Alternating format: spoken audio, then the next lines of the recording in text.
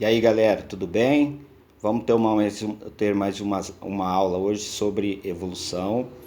Se você gostar, deixa seu like aí no nosso canal. Nossas aulas elas são simples, mas são eficientes.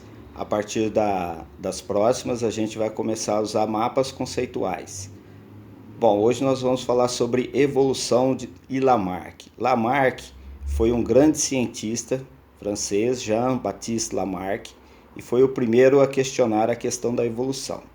Lamarck era um criacionista, né, que acreditava que uma força superior teria criado todos os seres vivos e, através dos seus estudos feitos com moluscos, ele percebeu que algumas conchas de moluscos que existiam não pertenciam aos moluscos que ele conhecia.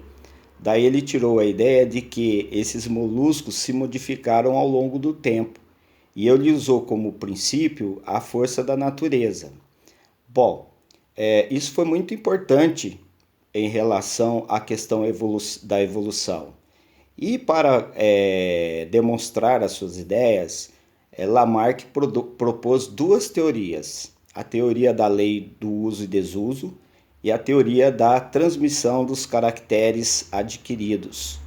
Ou seja, a lei do uso e desuso, ela defende que um organismo ele pode desenvolver ou atrofiar uma estrutura em função de usar essa estrutura ou de deixar de usar essa estrutura. Então, quanto mais um animal usa uma estrutura, mais ela se desenvolve. E se ele deixa de usar essa estrutura tende a se atrofiar. Essa é a teoria da lei do uso e desuso.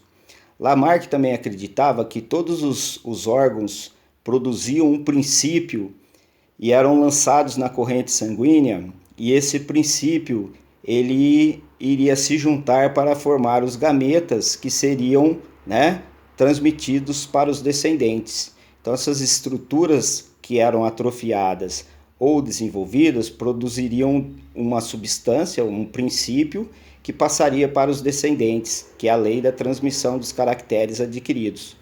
Isso é muito importante, por quê? Porque ele foi o primeiro a questionar a questão da evolução. Apesar de ser criacionista, ele disse que os animais acabavam se modificando ao longo do tempo e usou como principal fonte dessa transformação a natureza.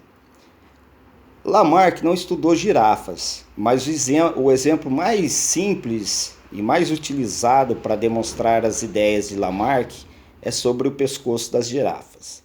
Então, Lamarck dizia na sua teoria que durante a época da chuva existia uma vegetação abundante, tá? Tanto uma vegetação rasteira quanto uma vegetação arbórea. Então, a alimentação era suficiente para todos.